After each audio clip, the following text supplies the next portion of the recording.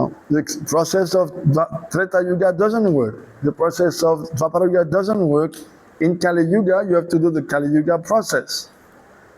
Just like when Mahaprabhu came to Puri, right after him, Nityananda came. And when he came into the temple of Jagannath, what did he do? Mahaprabhu wanted to embrace Jagannath. And he fainted on the way. His bhav just made him go unconscious. Nitai was not like that. When Nitai came, he jumped on the altar and he started to push Balaram away, saying, you are the deity of Dwapara Yuga. No, me and my Prabhu, we are the deities of Kali Yuga. So off you go, it's our turn now. And then the chief of the Daita, the strong guards, he tried to approach Nityananda. Nityananda just with one movement of his hand sent him 7 meters away flying. And that guard was completely flabbergasted, so much astonished. He said, I can stop an elephant, angry elephant in the street with one hand. But this Baba, dressed with all kind of necklaces and everything, just with one slay of his hand, he sent me flying. Who is that? So, just a parenthesis. So in Kali Yuga, we have to apply the method of Kali Yuga, which is Nam Sankirtan. And the wonderful thing about it is that the scriptures say, if you chant Hare Krishna in Kali Yuga, not only you get the fruit of the chanting of Kali Yuga, you get the fruit of the deity worship of Dwapara, the fruit of sacrifice of Treta, and the fruit of meditation of and austerity of Satya Yuga. 4 in 1. Because for us, we need special treatment. No. Srila Maharaj, Bhaktivedanta Maharaj was asked, how is it that Kali Yuga we are the most fallen and we get the highest process? How is it? And then Srila Maharaj explained very beautifully, he said, if the king goes in the street and he sees a beggar, will he give him like we give like the widows, like 5 rupees or 10 rupees? People give 1 rupee, no? No, the king will give king size charity. He will tell his servant, give him a bag of gold coins. I mean in those days, right? Today we say, okay, give him like a big bill or something. So the king gives king charity. So Mahaprabhu is the king of kings, therefore when he comes, the most fallen are the most needy. We are beggars. Huh? We always have to remember, we are beggars, we nishi. You also speak Russian? Well, you told me you have Russian. Yes. Half Russian, but no Russian. My body, not my brain. Oh, okay. We nishi, we are beggars. So Mahaprabhu comes and he gives king-size charity. He gives us Harinam, not just Harinam. He gives Premanam Sankirtan. Premanam. But to give prema, what does he do? What is that bhajan? Shri Krishna Chaitanya Prabhu Jive Daya Kori Saparashara Swiyadava Saha Avatari Achanta Dulabha Prema Kori Bare Dana Sikaye Sharanagati Bakatera Pran. He wants to give the gift done free of prem, but you have to be able to receive the prem. So how do you prepare yourself? How do you become receptive to prem?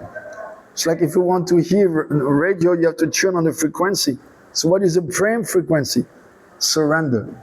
Therefore that verse says, that bhajan says, in order to give prema, he taught the path of Sharanagati. He taught us how to become surrender. If we tune on that frequency, the prem frequency, which is a surrender, then we'll be able to receive that prem. And that surrender, Bhakatera Pran, this is the life and soul of the devotee. So it's not an option. We have to be surrendered in order to receive the gift of prem. And surrender means we have to consciously put in practice the 6 limbs of surrender. Anukula sankalpa pratikula vivarjanam rakshasati vishvasut bhakti varanam tata atmanikshepa karpanye shadvida sharanagati. Sharanagati surrender has 6 limbs. The first 2 are called austerities because it means accepting what is favorable for my bhakti even though my mind doesn't want to accept.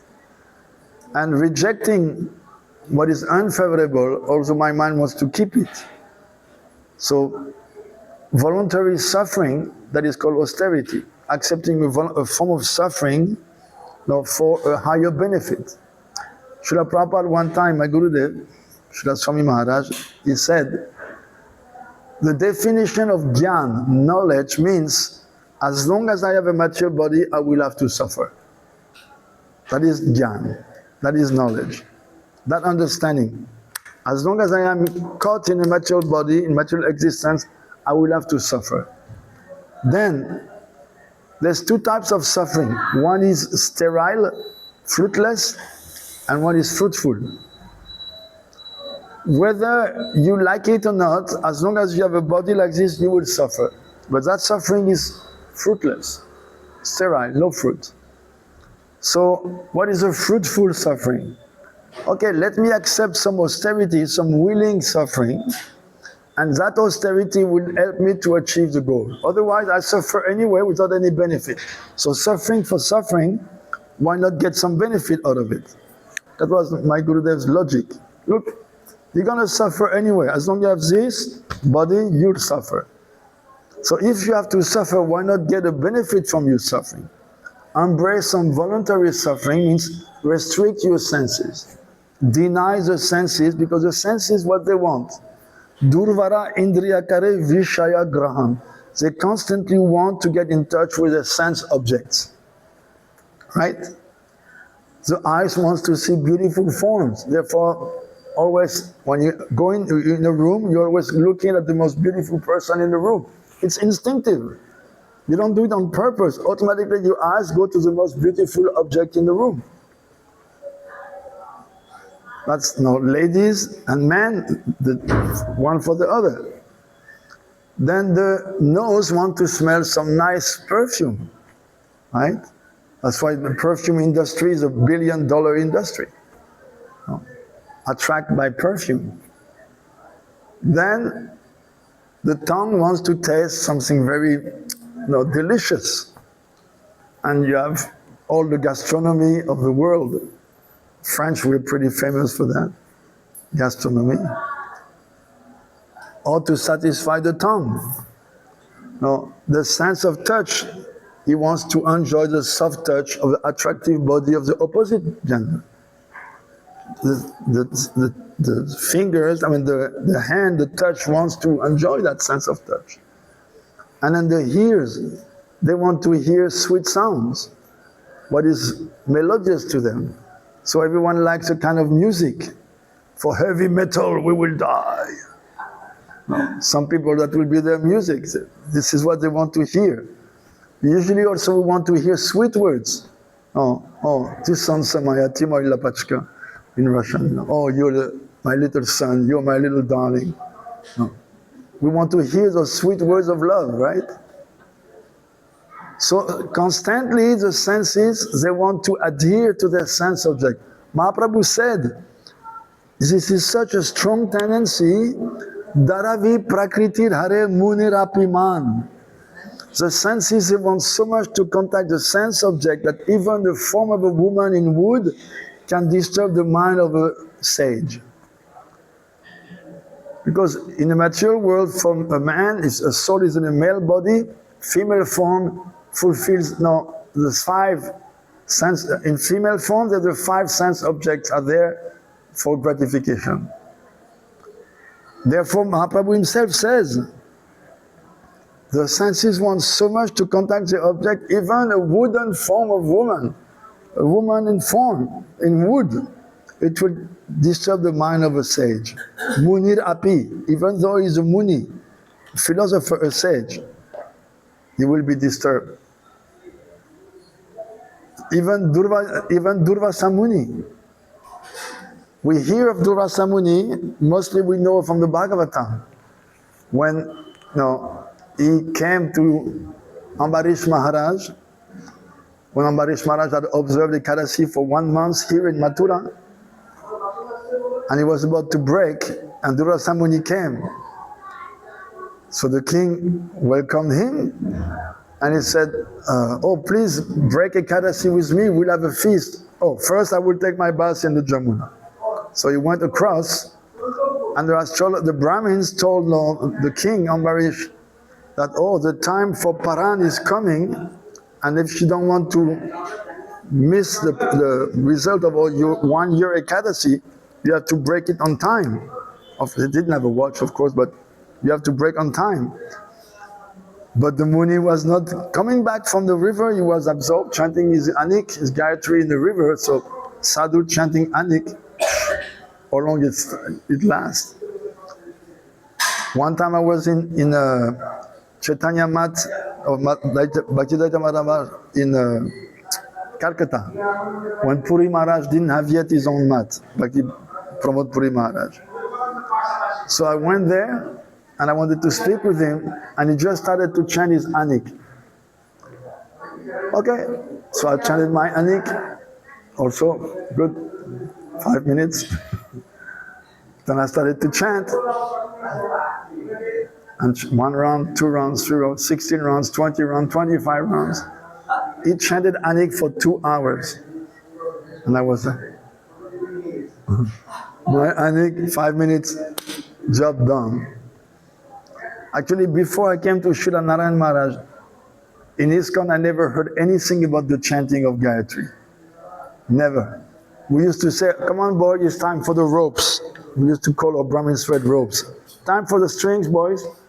No, we just recite the mantras. Nobody taught us anything, no meditation, no nothing.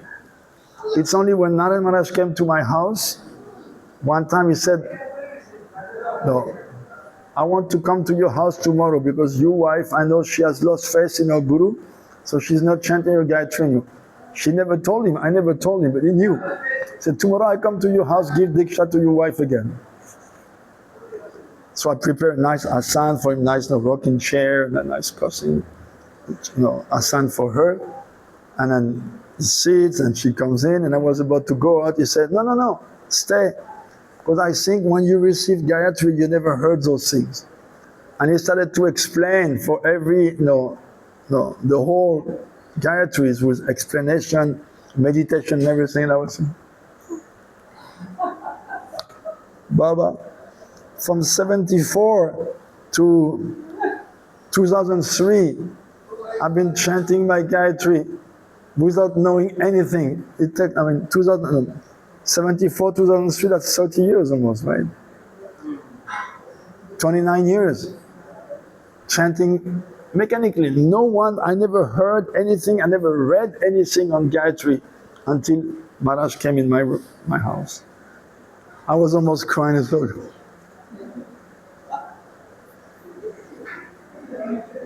So amazing. So, you will hear Adura Samuni that the Brahmins told Maharaj Ambarish,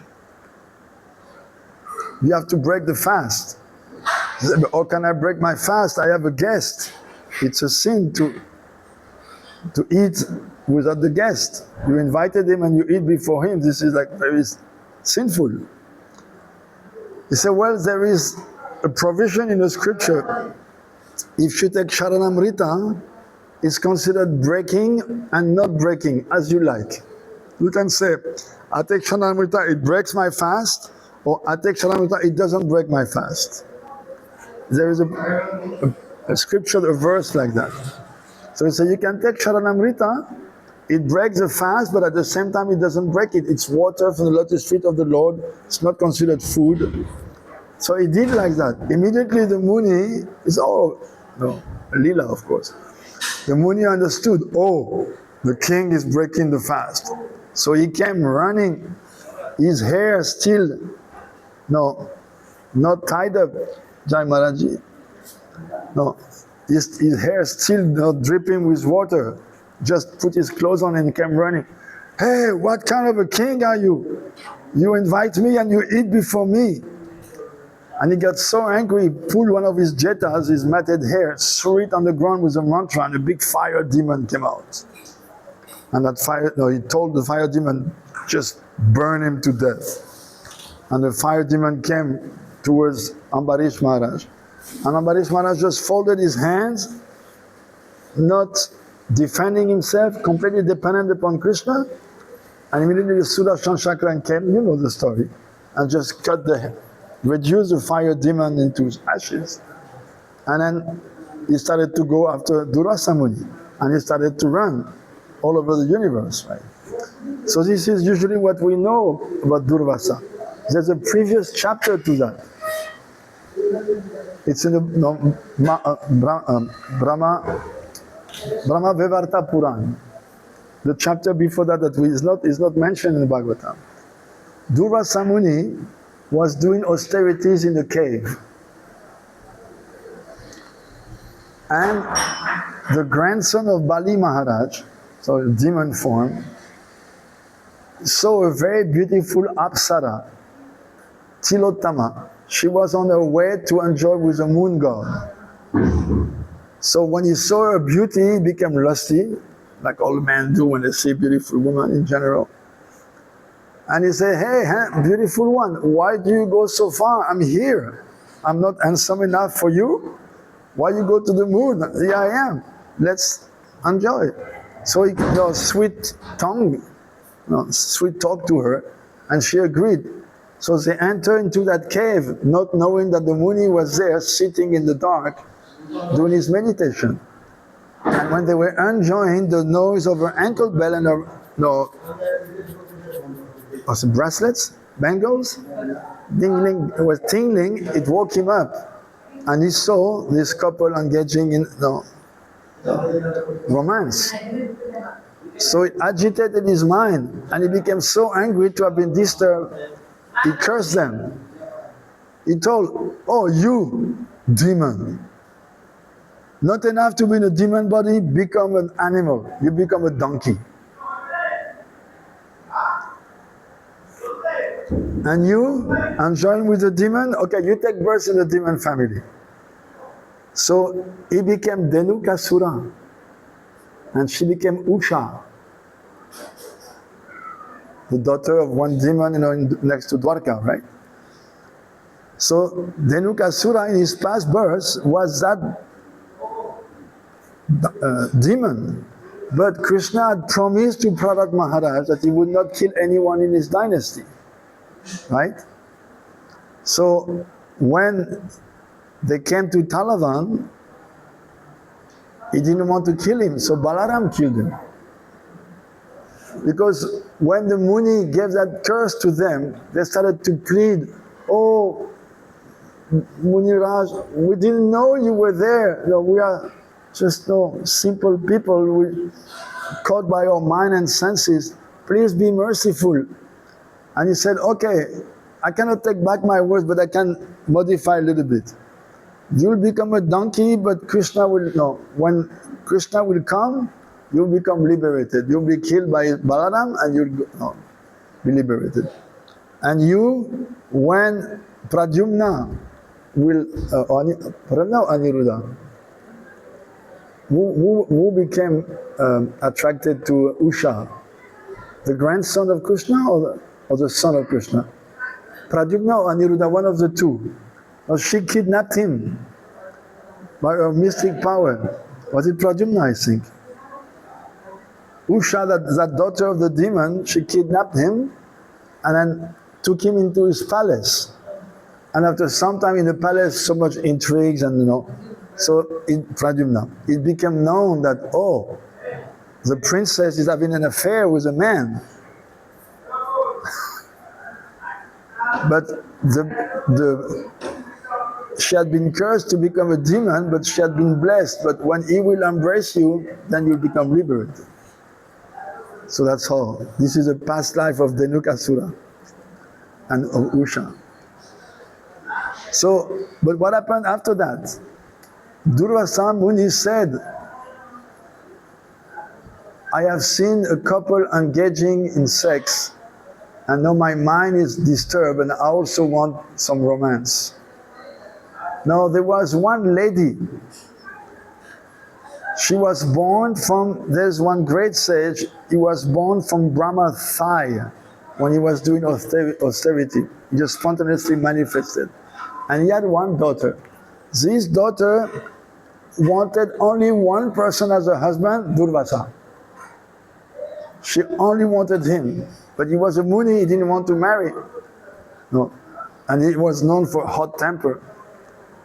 So immediately that sage understood, oh, now the Muni needs to be married and my daughter wants to marry him because he loved his daughter, he brought the daughter. My daughter is a pearl among women. She has only one defect. She's a mukara. She has a bad tongue. Sometimes she speaks some harsh words. So, but she's a mind of good qualities, but she has only this defect. Will you accept her? Yes. So you would tolerate, say, I will tolerate 100 offenses. Okay, so they got married. And she was regularly abusing him until it becomes so intolerable. He was counting 90, 91, 93, 100. It's okay, okay, I'll tolerate a little more. 105, 110. At 110 he said, yeah, finished. And he just cursed her and then she burned into ashes. So immediately, father, because of Thai and his knowledge as a yogi, came running. What did you do? I told you she's a mind of good qualities. You could only see one defect, you didn't see the qualities. And he said, I tolerated until my heart became so dry, scorched by the fire of her critics and insults. Therefore I incinerated her. And the father cursed him. He said, you will get what you did to my daughter, you will get in trouble. Next chapter is, he goes to Maharaj Ambarish and he gets the trouble of Sudarshan Chakra who is going to burn him. He burned the daughter, now he's going to get burnt. Right? That's the story before. And Durvasa Muni at that time he said, Nari Rupam Tribhuvane Mukti Margav Yuvadadam Javaranastapastasya Satata Moha Karanam. Nari Rupam, the form of woman, it is the greatest obstacle to get out of material existence in the three worlds, Tribhuvane, greatest obstacle to austerities and to Vedic studies. Satata moha karanam, it's always a cause of bewilderment for a man. And the next verse, Save pungsang priya patni vasana griya shrinkala maya murti maye sakshat sneha moha karandika. Of all the objects to which a man is attached, wife is the first one. Vasana Griya Shrinkala, she's like golden shackles, binding you to family life. Maya Murti Mayi Sakshat, she's directly the form of Maya. Sneha Moha Karandika, she's a basket of very dear illusions. A wife is a basket of dear illusions. Sneha Moha Karandika. Karandika means a little basket, like we put flowers. A little basket full of illusions to which we have sneha, affection to. Such a perfect description. He described it like that. But no, Maya Murtimaya Saksha, directly the embodiment of illusion for a man.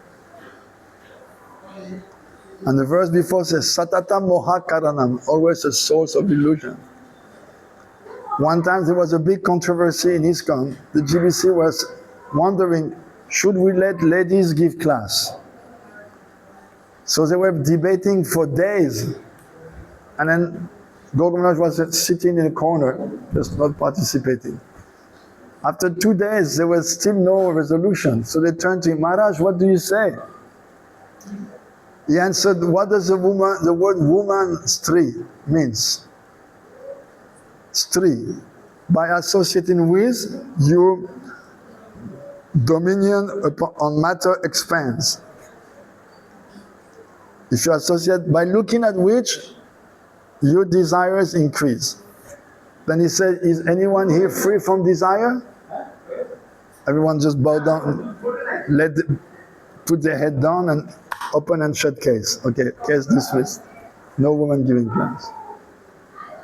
Not that women cannot give class, because Prabhupada had ladies giving class.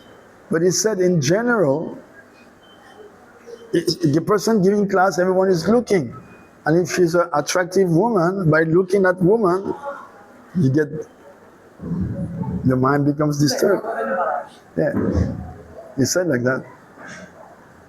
What does the word, 2 days they were debating, yes, no, and back and forth. Maharaj, what you say? What does the word stri means? Woman. By looking at which, your material desires increase. By associating with, your dominion over matter increases.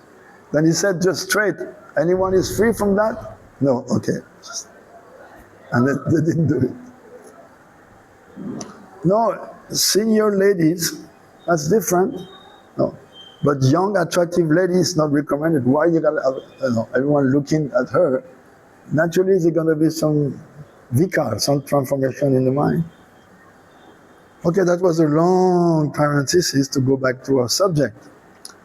First 5 rounds, Gurudev, first 4 rounds, and next 4 rounds, meditate on the first verse of Shikshastakam.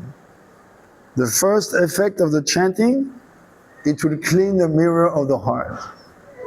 And we should all understand, yes, I really need to clean my heart. So yes, I will chant. So as you're chanting, you chant a few mantras, and in your mind you review those 7 effects. 7 good reasons why we should chant with attention.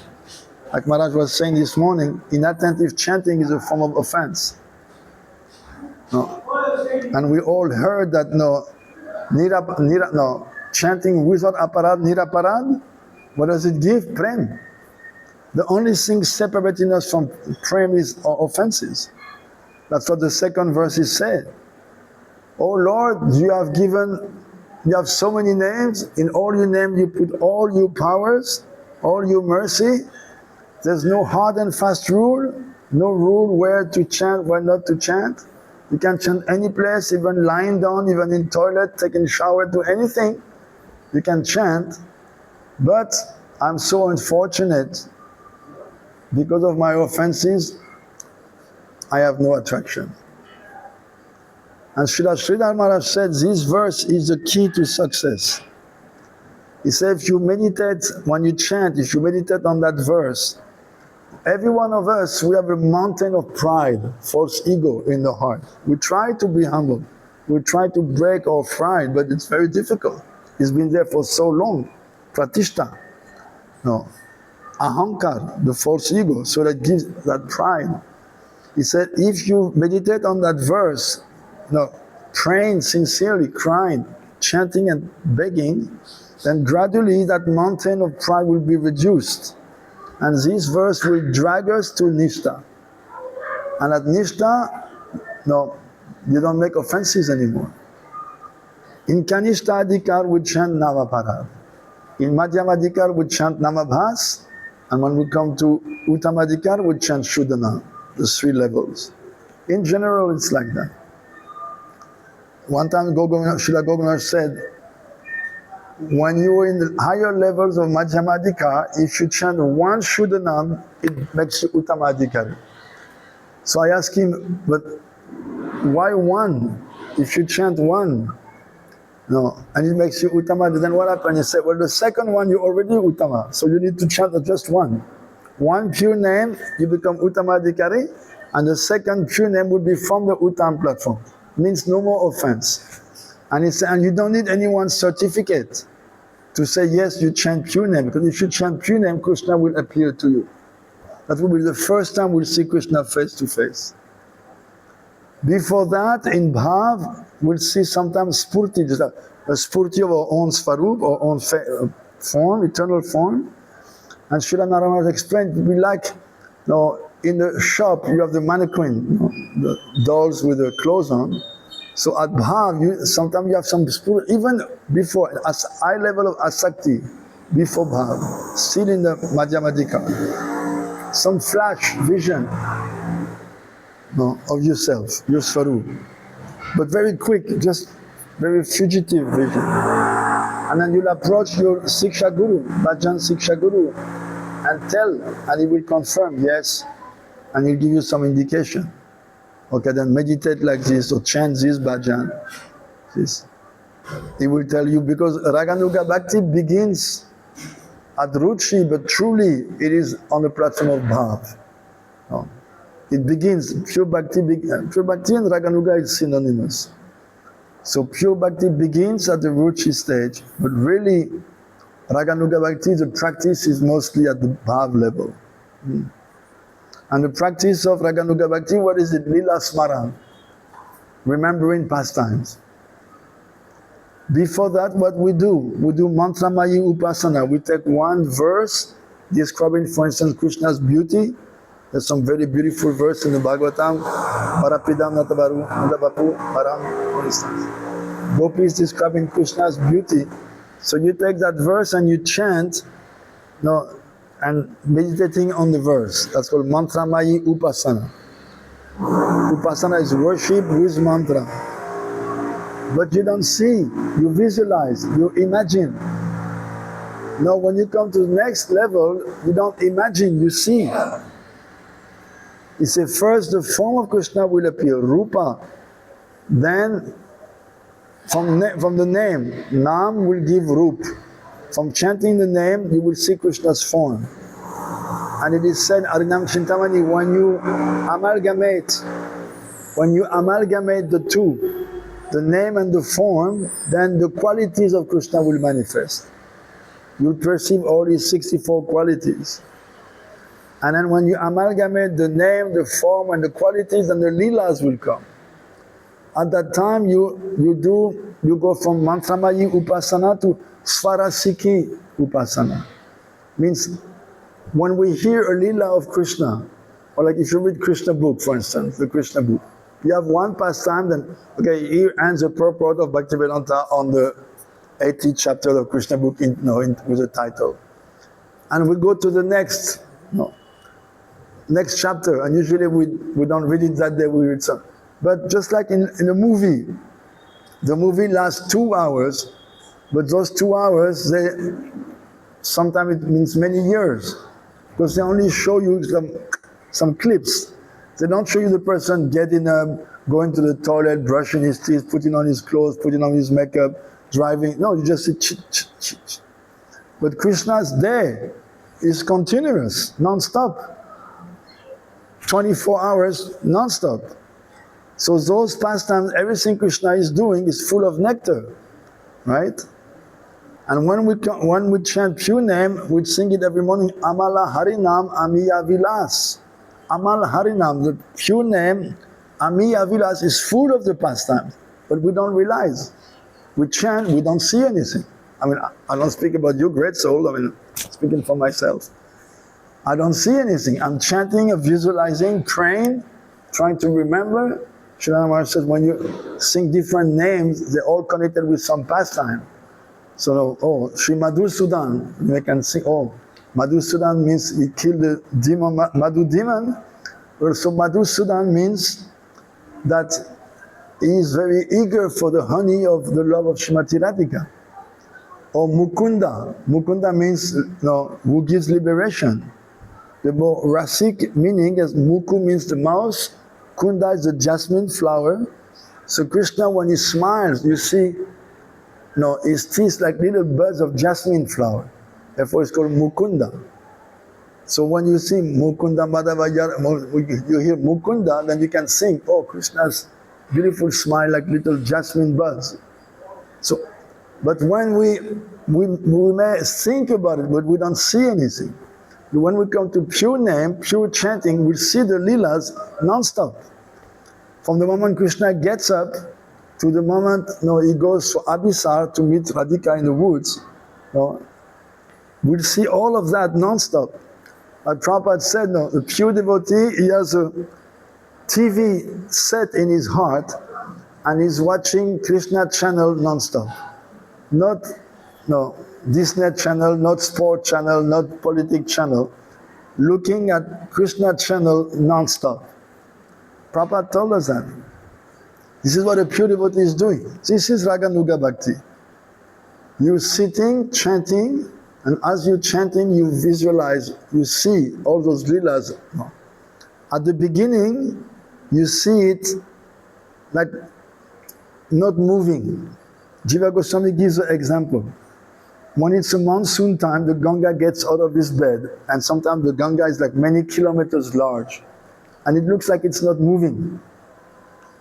But when the monsoon is finished, Ganga takes back his natural, and you see like it's going very fast. So at first, you look at the Leela, they look like a picture. And as you go deeper into your meditation and higher in your practice, and you start to see, oh, the gopi, she's moving her fingers on the fret of the veena. Oh, I see she's moving her hands on the veena. I hear the sound. It becomes more and more live. And on the higher stage, you see yourself in the lila. Like Mahaprabhu exemplified, in Puri. One time they were looking for him everywhere, and they were becoming very, very in great anxiety because they couldn't find him anywhere. And suddenly they saw one fisherman coming. He was not walking, he was like half dancing. Hari, Hari, Hari, Hari. So immediately Swarup Damodar understood, oh, he has seen our Lord. He has come in touch with our Lord. He understood immediately. So he came and said, oh, my dear sir, what happened to you? Hari, Hari, Hari, Hari. What happened? Tell me. And he just couldn't say. So he said, ghost, a ghost, ghost. He said, oh, I'm a great exorcist. I will help you, come. And he gave a few slaps, chant some mantra, and the man kind of sobered up and, Hari, Hari, but still he could speak. So what happened?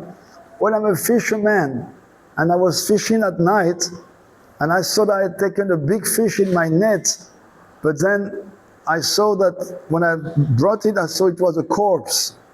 And I think the ghost of that person has come into my body, and now I am haunted by that ghost. So Sarudamara said, no problem, I'm an exorcist, I will help you. He said, take us to there. No, I don't want to go back. Come, show us. And they came and they saw Mahaprabhu was on the sand. All his joints are dislocated. He was about, Mahaprabhu was 2.40 meters high, 2.30 meters, 2.40 meters. If you see his footprints, like 48, number 48 shoes. No. All his joints were dislocated. They were only joined by the skin. They were dislocated. Imagine all the joints, the bones not together anymore. All the articulation, like the fingers were that long. Each articulation was disassembled. So when they saw that, they started to bathe his body because he was covered with sand and algae, and so they're bathing his body and crying, and they started to sing. And gradually Mahaprabhu, after a long time, he came back to his senses and his body, everything went back into place. Then he started to lament, why did you bring me back? I was in Vrindavan. I was picking up flowers to make a garland for Krishna. I was looking Krishna with Radhika. Why did you bring me back? And crying so bitterly. And then he said, why did you make such noise? So they were pure devotees chanting, but he called their kirtan noise. So what to speak of our kirtan? Their kirtan was noise to him because he was absorbed in Lila, seeing directly himself in the Lila. There is some painting, some Prabhupada disciples made some paintings to illustrate Chaitanya Charitamrita. You see Mahaprabhu is there, he's looking at Radha and Krishna with gopis, and himself is in his sannyas dress, but it means he's in the Lila. But they couldn't put him as a woman, nobody would understand. So they put him in his sannyas form, but means he's in the Lila. This is exactly what means Mantramayi Upasana. Seeing all the Leelas. This is the practice of Raganuga Bhakti. So for that, the mind must be really so purified that you're able to concentrate like that. Even now, if you chant your Gopal mantra, which is, Radha Krishna sitting on the throne like that, with a whole lila going on, you try to visualize, it's hard to keep the mind concentrated. What to speak of leelas in action? Therefore, Raganuga Bhakti cannot be practiced at the beginning. No, as long as you are not able to control your mind, you cannot. If you want to jump, you cannot. Like here in Radhakund, this is what they all teach. No, come to me, I'll give you, this is your name, you are Gulab Jamun Manjari. Your sari is white, and then you're 12 years and a half, and your seva is to bring one beautiful sari from this kunj to that kunj for Radhika. So you do that for some time, and you chant 64 rounds, and you meditate on Radha and Krishna naked in their leelas, intimate leelas. What happens to the mind? Freeze Mosga. You blow a fuse. Bhaktivinoda Thakur said, Adhikara nalobibe shudade abhave, viparya buddhi abe shakira abhave. If you want to meditate on your spiritual body before you're qualified, what will be the effect? Viparya buddhi abe shakira abhave. You don't have the power to digest the object of your meditation. Therefore, your serving tendency will revert back to enjoying tendency. Your seva vritti will be back to bhoga vritti. Bhaktivinoda Thakur warned. Srila Narayana also used to say, those books, don't purchase Govinda Lila Amrita, don't purchase Krishna Bhavanamrita. Even when he published the Gita Govinda, he said, in Hindi, maybe one person is qualified to read. In English, I don't think any one of you. But I wanted to give you a bona fide version of it. Because on the market, everything is tinged with sahaja mentality. So I wanted, for the future, I wanted to give you like a bona fide Gita Govinda. Because this is a treasure in our life. Srila Narayana Maharaj was saying that. He said, you cannot meditate on those things. One time, one sannyasi, Sajjan Maharaj, maybe you know him from America, Sajjan Maharaj, he asked Srila Narayana Maharaj, can I meditate on Astakaliya Lila? Astakaliya means the division. Krishna's day is divided into 8 periods of more or less 3 hours. Some are little 2.5 hours, some are 3.5 hours, for instance. Afternoon pastime little longer, night pastime little longer. So he said, Gurudev, can I start to meditate on this? And Narayana Maharaj made a pun. Kaliya means a division of time. Astakaliya, 8 division of time. But Kaliya also is a snake that Krishna chastised. So Narayana Maharaj looked at him and said, even Krishna had difficulty taming Kaliya, and you want to put 8 Kaliyas in your mind? Don't do. Understand? 1 Kaliya in your mind, you could not deal with it. 8 Kaliyas, it took the word division of time to mean snake demon. So if you're not ready, and Jiva Goswami says, if you read this and there's any vikar, any transformation in your mind or in your body, and he meant genital organs, put down the book, you're not ready. Don't be crazy, just put down the book, it's not for you. Because those books, they're supposed to make transformation in your spiritual body. But if you don't have a spiritual body, yet, if you have not realized your svarup, what will happen? It will transform your mind and your physical body. And then it will be your downfall. Now, Srila Narayana used to say, instead of diving into the ocean of prem, you'll dive into the ocean of lust and you'll go mad. Like people who want to go in seva kunj at night. Even the monkeys don't stay at night. We call it the brown wave. Every evening at a certain time, all the monkeys, just like a big wave, they all go out of seva kunj, because every night Radha and Krishna are in their leelas. And anyone, they say, anyone who has tried to hide himself there to try to see, in the morning they find him dead or mad. Either he's dead, either he went crazy. Nobody can, if you're not qualified, what are you going to do? First you will not see, and then because it's forbidden to do that, then either you'll die, either you'll become crazy. You won't have any more control on your mind. Everyone is warned, don't do that, but there's still some crazy person like so smart, oh I will see, and next day he's dead or crazy. Oh. So if we chant, first thing it will purify our mind. Now Srila Maharaj said this verse actually is realized fully when you come to the Bhav level. It corresponds to Shraddha and also to Bhav. It's the first step. Yes, if I chant, 7 effects will take place. So I want to chant. No. It will clean my mind, it will extinguish the fire of material existence in my heart, it will open the lotus of my good fortune.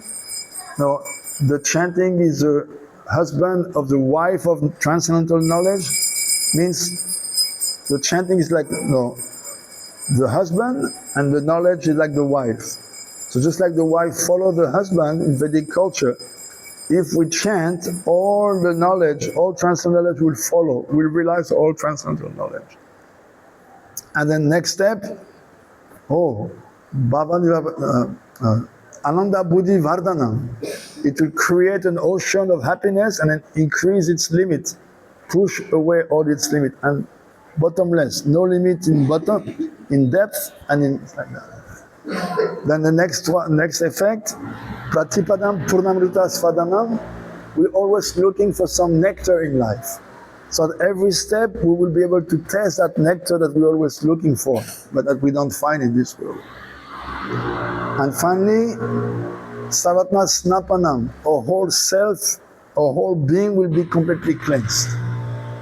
Body, mind, intelligence, ego, false ego, everything clean.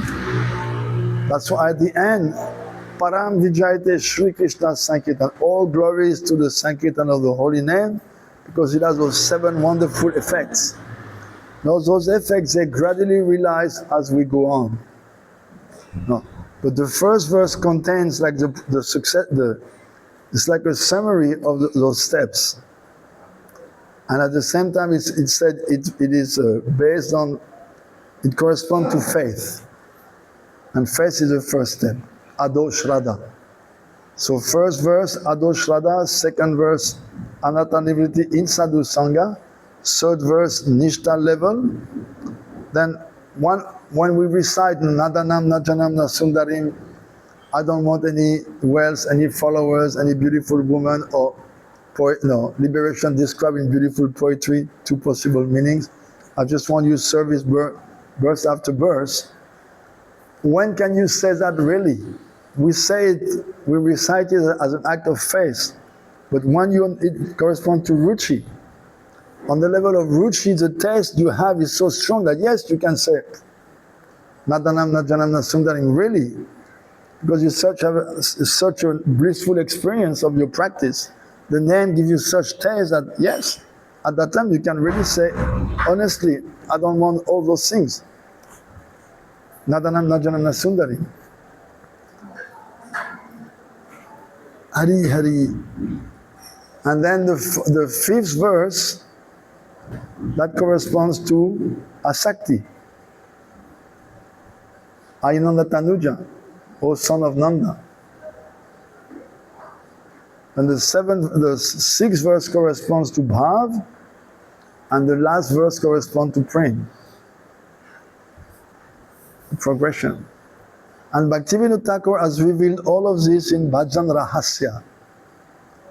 Rahasya means secret knowledge. Usually, the knowledge that a guru will speak to a special disciple, very qualified, very dedicated, very sincere. In private, he will teach him this Bhajan Rahasya. But it is said Bhaktivedanta Thakur his heart is so vast, he is so much compassionate, he has given this knowledge for anyone who cares to read the book. And he said at the beginning of the book, anyway, people who are not qualified, they will not read the book. Say, oh, this book is full of verses. Because he said when he wrote the Harinam Chintamani, Bhaktivinoda Thakur said, I'm writing a book in very simple Bengali that anyone can memorize. Ladies, doing the whole soul course, they can hear the verse and memorize it and think about it. And say, later on I will publish another book with all the verses backing every point I made in this book. But in this book, just simple Bengali, no Sanskrit. And then he made the second book. It's funny because Harinam Chintamani is like this, and Bhajan Rasa is like this. It's like the appendix is bigger than the book. Usually you have a book with a small appendix, or you have a small book with a big appendix. Abarod, the opposite.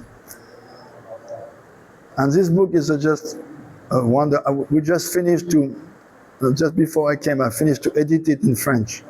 We're going to publish it now soon. Wow.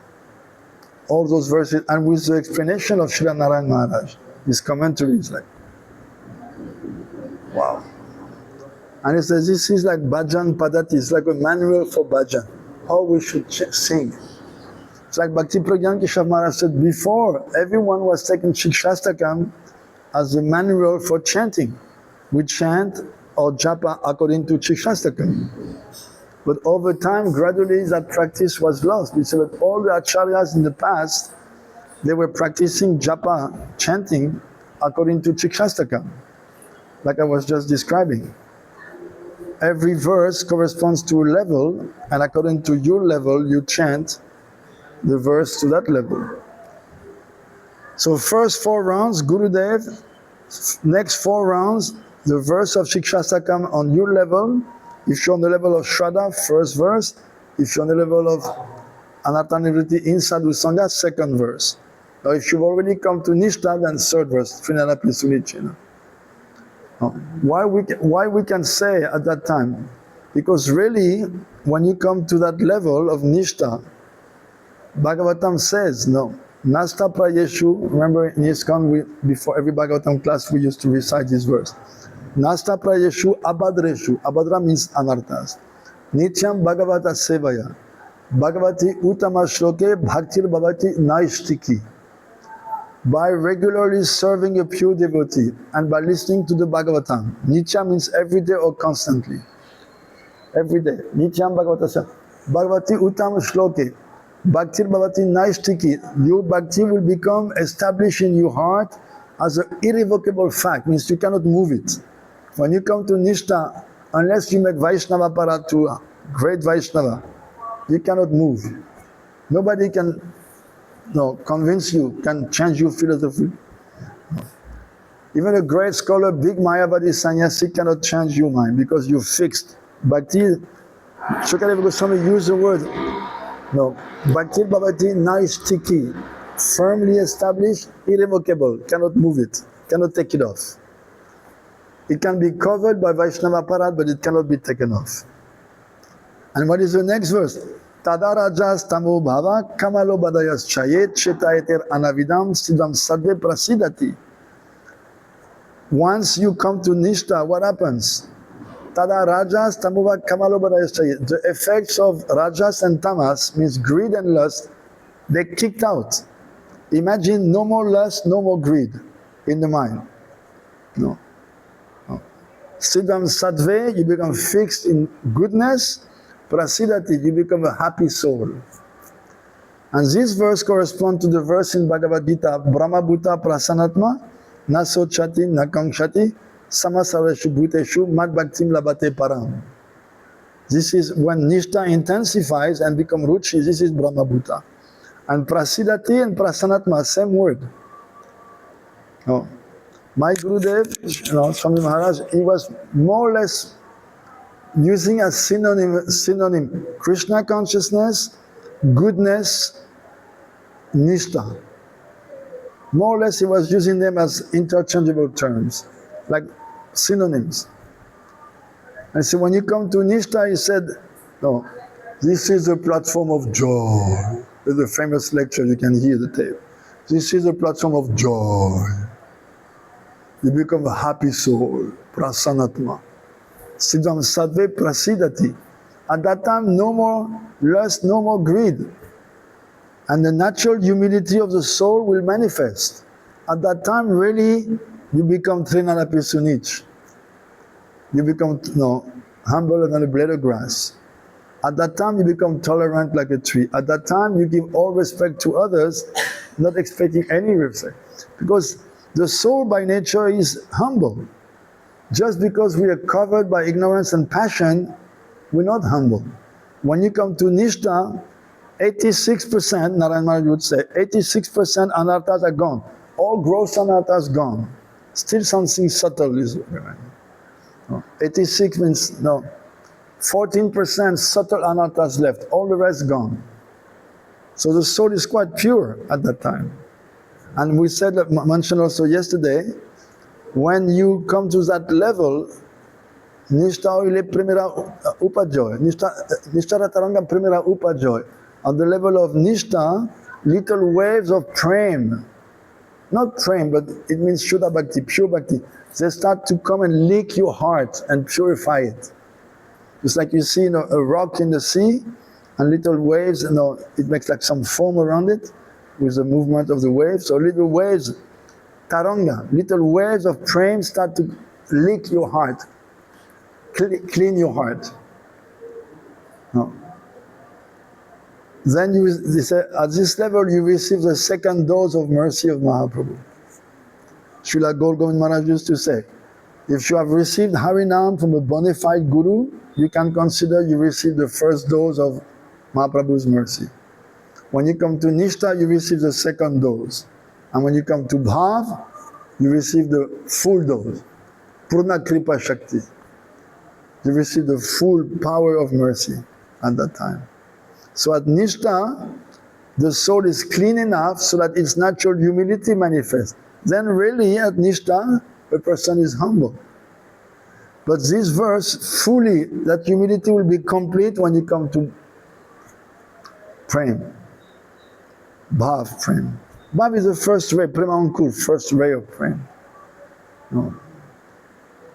Srila Narayan Maharaj used to say that a creeper, to grow, it needs some support. So without humility, Prem cannot grow. The plant of Bhakti needs, like when you want some plant to grow, you need to put some support so it can grow gradually, and climb like that. So humility is a support, on which the plant of Prem, the Bhakti Lata which will give Prem, if there's no support, Prem cannot come. Like you see sometimes in the countryside, like in France, we have a lot of vineyards. And then you go in the country where there's some old vineyards have been abandoned, so there's no more support, so the vines are running on the ground. They cannot go up, so they don't give any fruit. To give fruits, they have to go up, then the sun can come and the grapes, and they have to trim. But if they left alone, they will just run on the ground and no grapes, nothing. So Prem needs a support. That support is humility. No. Without humility, it cannot grow properly. No. That's why we see if somebody develops a lot of knowledge but he has not developed the humility, then it becomes dangerous. Srila Prabhupada, my Gurudev, we used to say, knowledge without humility is like a beautiful flower without aroma. It's beautiful, but there's no aroma. So we say for puja, no smell, useless. We only offer flowers with some scent, some aroma, right? 8:30. Any question, protest, rectification, good resolutions? Maharaj, where does a spurti actually happen? Is it in front of the eyes, in the mind, down in the body? Bhava Netra, with the eyes. You see it outside your body? I have not had spurti, so I cannot say. My understanding is that it's like the antakaran, the inner self. You don't see with those eyes. You see with the power of Chit. No, Satchit Ananda, the knowledge potency. No, it can happen inside Because in Brihad Bhagavatamrita it's a whole debate. When Gopakumar comes to Mahaloka, he sees the Kumaras and they teach him, oh, actually, meditation with the eyes. No, meditation should be inside. No, because the mind can expand. The eyes, no, they can only see one part at a time. They cannot see everything at the same time. It's like limited. But the mind can expand. So actually meditation in the mind is higher than meditation with the eyes. But Narada Muni will say, no, actually with the eyes is higher. No. It's always the mind who perceives, but the eyes is the instrument by which the mind perceives. But they will say, no, you close your eyes and you go in meditation. But Narada established actually it's one step, but the highest step is when you see face to face. And then we hear from Brahma Samhita, Premanjana Churita Bhakti Vilochanena, when the eyes are anointed with the unguent of love, then we can see Yam Shamasundar Achintya Guna Swarupam. You will see outside. So I guess if you're chanting like with eyes closed in meditation, you will see it internally. And then, because it says that Swarup, the language used is a perfected spiritual body, the perfected spiritual body you see mentally. So first it's a mental realization. And then as you're growing, then, but Narayan Maharaj said, even when on the level of bhav, you see it like in a shop, but you cannot enter that shop. Like you were there when I was saying that the other day.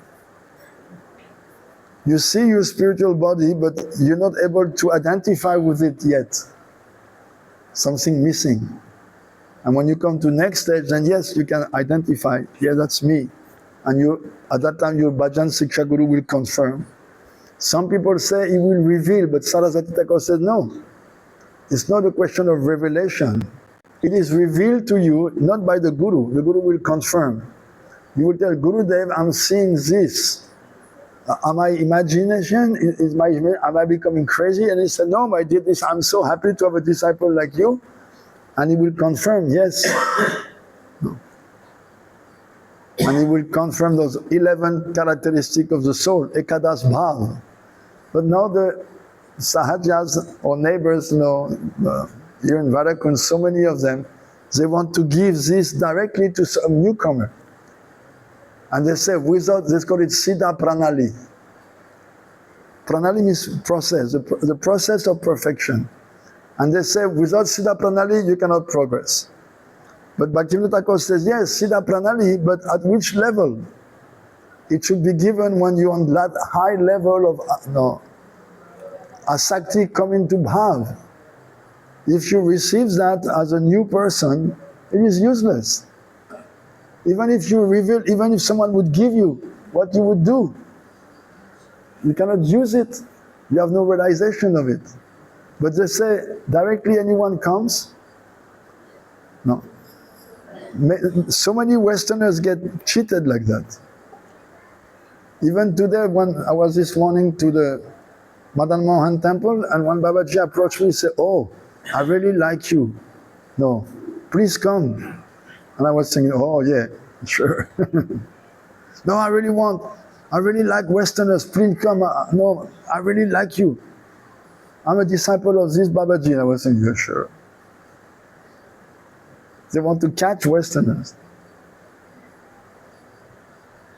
One lady, my god sister, she was married with one disciple of Prabhupada from America. They moved to India. He left his body. And they had very little money. She could not even go back to America or to France. The temple president didn't care. So she had no money, nothing. So she came to Radhakund, thinking maybe in Radhakund I'll be able to live like very cheaply or something. And immediately one Babaji caught her. And after a few days he put his chadar around her and wants to touch her. She said, what is that? Oh, Guru Seva? So what Guru Seva? Wanted to touch her improperly. So she went, another Babaji caught her, He said, this one is bogus. And he gave her a different name, oh, you are Rasgul Manjari. First one said, you Gulab Jamun Manjari, no, you are Rasgulla Manjari. And then, oh, you are Sandesh Manjari, you are Barfi Manjari. I'm joking, of course. And the one said, oh, you're 12 and you're 12 and a half, you're 12, you're 13. Oh, your sari is blue, your sari is green, your sari is... Each one was saying something different. But each of them tried after some time to touch her. Not one respected her. And the last one told her, bring to me all those beautiful girls from ISKCON. She was completely like, oh. She left and she went to Barcelona. Now she's back in France. No, she was, when Maharaj came, she was there in France. Radha.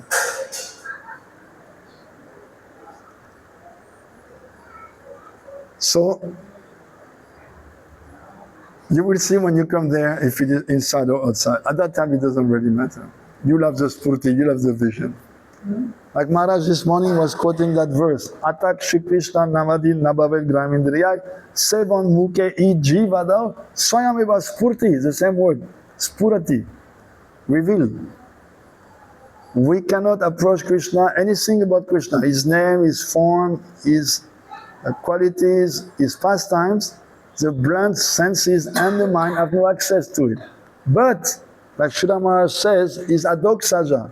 Is not met on the way up, is met on the way down. We cannot go up to him, but he can reveal himself. When he will reveal himself, Maharaj gives an amazing class in France on this. Like this morning he was touching, when we become Sevan Mukha. No. Now we have no Bahir Mukha, we turned away from Krishna. We have to become Antar Mukha or Sevan Mukha. To become, to have a service attitude. And if we have a service attitude, then Krishna is just waiting. Srila Maharaj says, Srila Bhaktivedanta Maharaj says, they are waiting, those from the higher quarter, like he says, from the higher quarters, they want to give us this, they want to reveal to us. But they will not reveal unless we are ready. They're just waiting that we qualify ourselves to give spurti. At that time, Krishna himself reveals himself. When we chant pure name, now we are qualified to receive that vision. The heart is clean enough, then Krishna will come. Srila Maharaj described such a beautiful way, the descent of the holy name. Now from the heart, the holy name will come and dance on our tongue. My Gurudev Prabhupada was always saying like that. If you chant Hare Krishna, Krishna will dance on your tongue. He did not say on which level. So we also, if I chant Krishna is dancing on my tongue. Yes, Baba, when you chant purely. When he said 4 principles, 16 rounds, you go back to Godhead. What kind of 16 rounds? 16 rounds of pure name. Not 16 rounds of Namapara like Maharaj was saying this morning. We chant, like we said, we quoted Janardhan Maharaj, let's go and chant some Namapara. As long as we chant Namaparad, there is no, Krishna will not come. What is that verse? Jagannatha Pandit in Prema Vivarta? Namakshara. Namakkar Vahilai Bhati Nam. Na Kabu Nahay. The letters of the alphabet composing the name, the mantra, H-A-R-E-K-R-S, they are coming from the mouth. That is not the name. These are the alphabets composing the name. Namakshara Bahir, outside of the alphabets. But Namna Iho, it's not the name. The name is Krishna himself. Now we are only able to pronounce the syllables. No, and when we come to the higher level, then it will become the clearing stage, Namabhas. No, just like before the sun is not yet on the horizon, but light is coming. And then Shuddhanam is full sun. So we are praying, Kabe Abe Bolo Sedinamar, Aparada Gucci, Shuddhanam Eruchi, Kripa Bolo Habe Hridayu Samshar. Vanshakal Pataruvya, Kripa Sindhya Vacha, Patitanam Pavanibhu, Vaishnavibhu, Namo Namo. Hari Haraye Nama Krishna Yadavaya Namaha.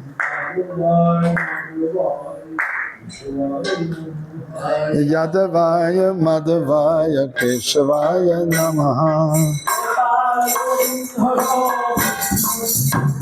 Hare Gopal Govinda Ram Madhusudan.